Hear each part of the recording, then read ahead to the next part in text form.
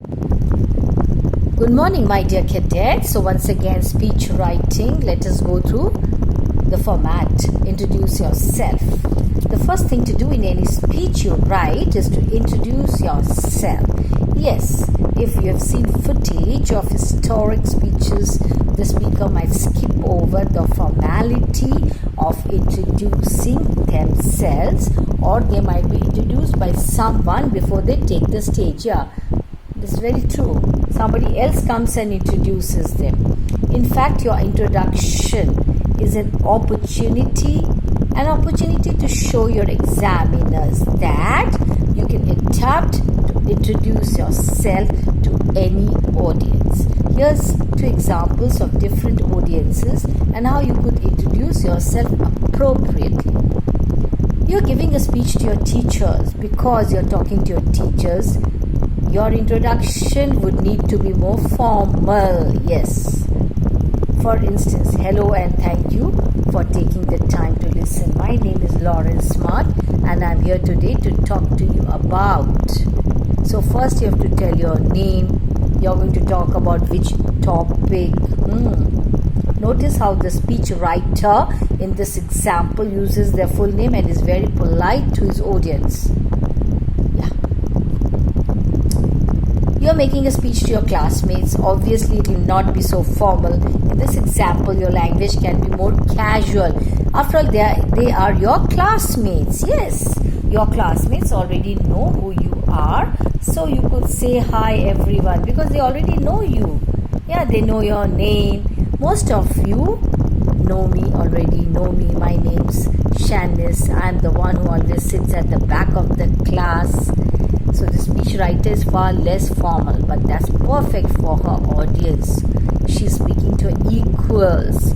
She can connect with them far more effectively by using casual language.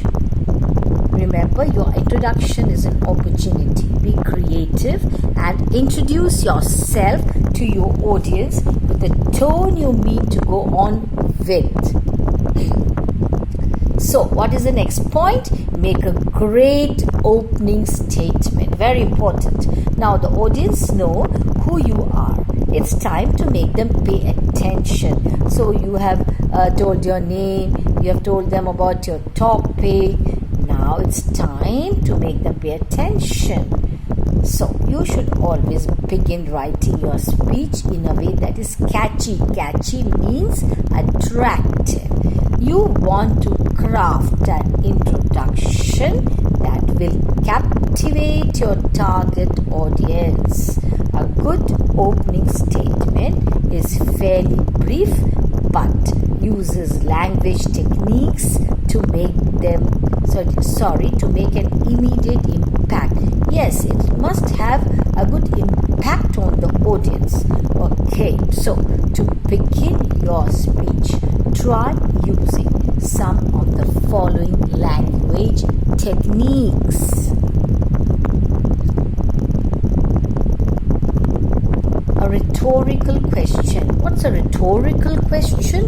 Rhetorical questions are questions that you don't expect your audience to answer. So why use them? Because they make your audience think. Yeah, that means what? You ask questions to your audience, but they will not answer to you. So what is the use? Yes, your questions will make your audience think. That is the importance of what? A rhetorical question. It is important. When you ask a question that your audience wants to know the answer to, they will pay attention. Yes, they will listen to you attentively. If you then provide an answer to your question, your audience will be hooked. That means they'll be very, very attentive. Example. I'm here to talk to you about what ordinary people can do to fight against climate change. Why?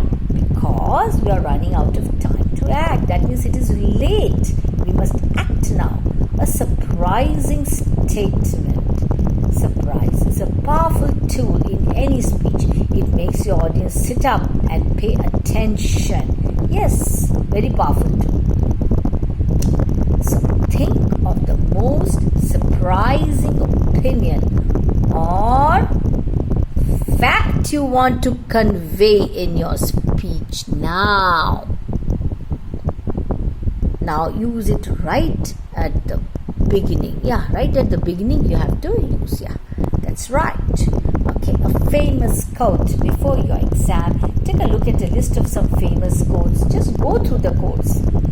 Don't worry about revising famous quotes before your exam. The quote itself won't get you marks. Yeah, but if you can remember one which is relevant to your speech topic, very important. You cannot write a quote which is irrelevant to the topic. It will demonstrate your creativity and flair. Yes, always a relevant quote you must use. That is very, very important. Okay? So don't worry about revising famous quotes before your exam. Okay, example. A wiser woman than we once wrote. It is our choices that show what we truly are, far more than our abilities. Think about how these different techniques effectively grab your attention, and remember that you can do the same with your speech. Yes. Structure your speech. To structure your speech and make it easy for your audience to understand your point, split it into 3 sections: introduction, main body, and conclusion. In each section, you're trying to achieve a different aim. In the introduction, your aim is to tell your audience who you are and what you're talking about. Yes, then you want to grab their attention. After that, you move on to the main body of your speech, where you make your arguments. Divide this main body into 2 or 3 points and separate each point into different paragraphs. At the end comes the conclusion. A good conclusion takes everything you said and it sums it up. Yeah, very true. It does sum up. Begin every paragraph with a topic sentence. Because you're dividing your speech into separate paragraphs, it is important to make it clear what each section is about. To do that, ensure that you have topic sentences for each paragraph. For example, jellyfish are the second thing I want to put into room 101, and for good reason. Use very good English. Good English is essential for your examiner to give you good marks. But don't worry, if you are not confident, there are a couple of tricks you can use to avoid making mistakes. Yes, always avoid making mistakes. Avoid long sentences, write short sentences instead. By keeping things short, you limit the amount of complex punctuation you need to use. However, bear in mind that for the top marks, examiners are looking for a range of sentence structures and punctuation. Practice. It's a simple tip, but it's the best one I can give you. Trying anything for the first time takes your attention away from your grammar and spelling. That can lead to mistakes. Practice makes perfect, and it also makes you more confident. Okay?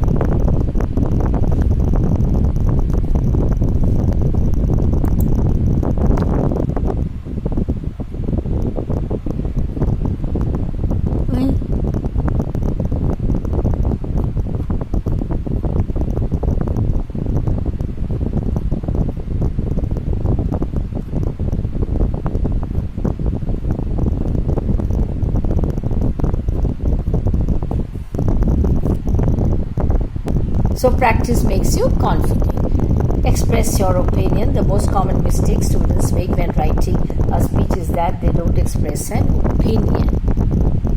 Opinions are the element that make a speech interesting. Whatever you are writing a speech about, express yourself. Give your views, your opinions.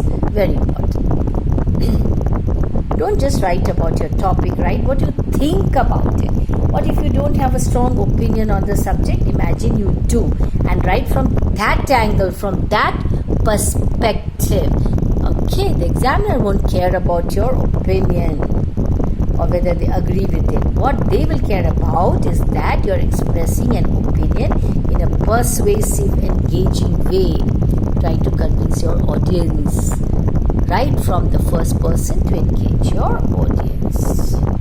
When writing your speech, always ensure that you write using the first person. This means use I. By doing this, your audience will recognize that what you are saying is your own opinion, which is important. So you should also address your audience directly as you were actually talking to them. Yeah, it is as if you were actually talking to them. Use we and you in your writing. For example, I'm sure you would all agree that, or as a community, we need to. These things are very important. So you must keep in mind. As Mukul Mahima of Alps Public School, write a speech to be delivered in your school assembly, highlighting the importance of cleanliness, suggesting that the state of cleanliness reflects the character of its citizens. 150 to 200 words. Yes. So, importance of cleanliness. In the words of great John Wesley, cleanliness is next to godliness. Good morning, respected principal, teachers, and my dear friends. Today, I, Mukul or Mahima, stand before you all to highlight the importance of cleanliness. So, this is how you should begin your speech. Cleanliness is the state or quality of being clean. So, it is the state or quality of what? Being clean or being kept clean. It is essential for everyone to learn about cleanliness, hygiene, sanitation, and the various diseases that are caused due to poor hygienic conditions. It is crucial for physical well-being and maintaining a healthy environment at home and at school. An unclean environment is an invitation for a lot of mosquitoes to breed in and spread deadly diseases. On the other hand, not maintaining personal hygiene leads to a lot of skin problems and decreased immunity. The habits learned at a young age get embedded into one's personality. Even if we inculcate certain habits like washing hands before and after meals, regular brushing and bathing from a young age, we are not bothered about keeping public places clean. For this, on 2nd October 2014, the Indian Prime Minister launched a nationwide cleanliness campaign, Swachh Bharat, to provide sanitation facilities to every family, including toilets, solid and liquid waste disposal systems, village cleanliness, and safe and adequate drinking water supply. Teachers and students of schools are joining this Clean India campaign very actively with great fervor and joy. So with great enthusiasm, everyone participated. Good health will ensure a healthy mind, which will lead to increased overall productivity, resulting in higher standards of living, thus developing the economy. Yes, of course, it does result in higher standards of living. It will boost India's international image. Thus, a clean environment is very much important. Yes, clean environment is a green environment with less people falling ill. Cleanliness, hence, is defined to be the emblem of purity of mind. Thank you. So this is how you write a speech. Yes, children? Okay, one more sample. You are Alia, the head girl, head boy of your school. You are deeply disturbed by the rising cases of aggressive behavior of students in your school. You decide to speak during the morning assembly about it. Write a speech on indiscipline in schools. Again, 150 to 200 words. So, indiscipline in schools. It has been reported that number of fights and cases of bullying has gone up tremendously in the last few months in our school. Good morning to one and all present here. Today, I, Arya, the head girl, stand before you to throw light upon the great issue of increasing discipline in schools. It has been brought into limelight that disobedience of teachers, bullying,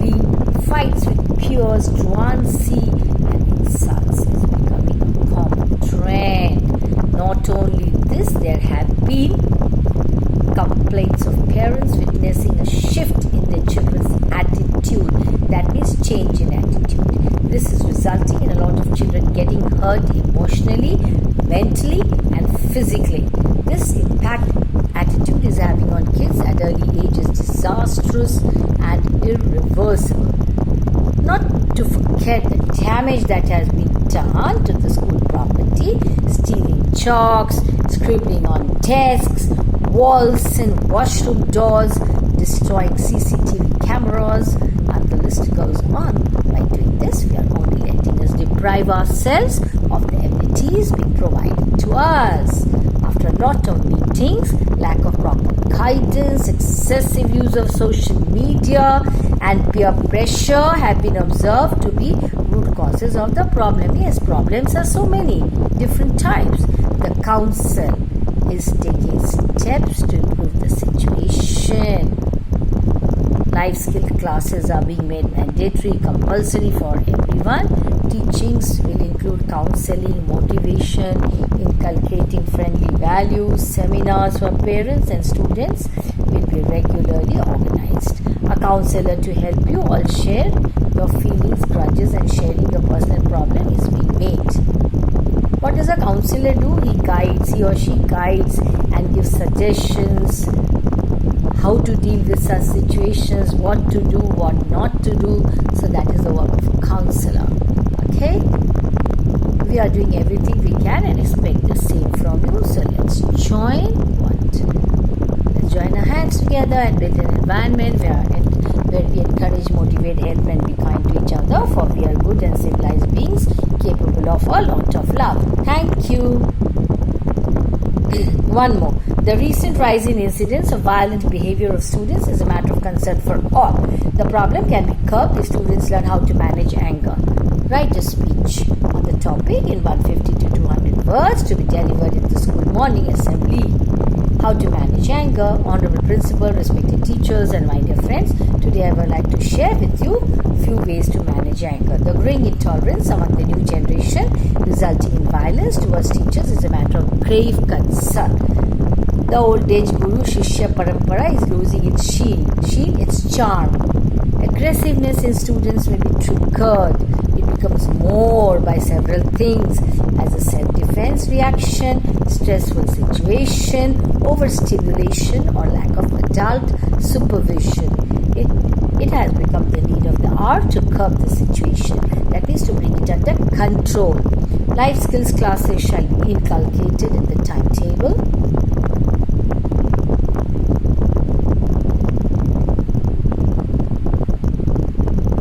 Teachers should be given training to handle such defiant and hostile behavior. Meditation and deep breathing also helps and thus should be practiced every morning. Students must be taught to count till 10 before reacting in anger. Yeah.